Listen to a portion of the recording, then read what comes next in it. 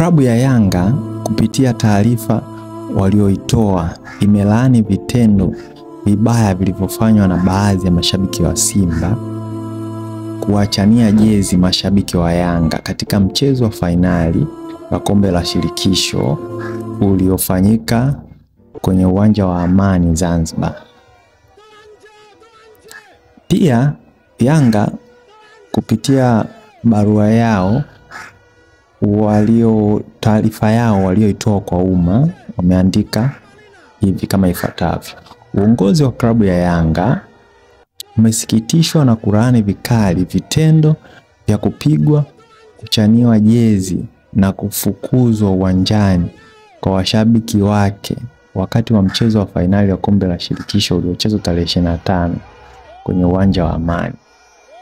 Yanga Africa Sports Club tunaamini kwenye ungwana katika mchezo wa soka. Hivyo vitendo vilivyofanywa mashabiki wetu vinawapasa kulaaniwa na wadau wote wa soka nchini, huku tukiziomba mamlaka husika kuchukua hatua kali kwa wote waliohusika kufanya uuni huo.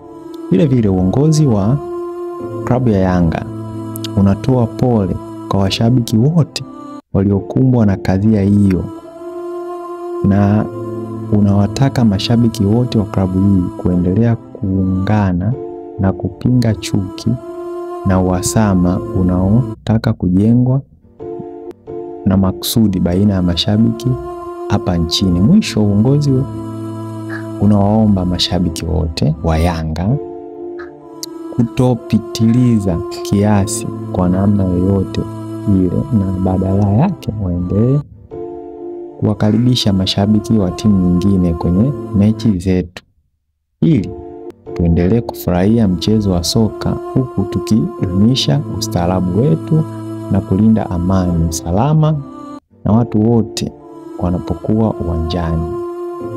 Daima mbele, nyuma mwiko. Umetolewa na afisa mtendaji wa klabu ya Yanga. Hiyo ndo taarifa kwa umma walioitoa Yanga kufuatia vitendo hivi ambavyo vilifanywa na mashabiki wa Simba, ikiwemo kuwapiga na kuwatoa uwanjani na wengine kuachania jezi. Usisahau kusubscribe Warazi TV.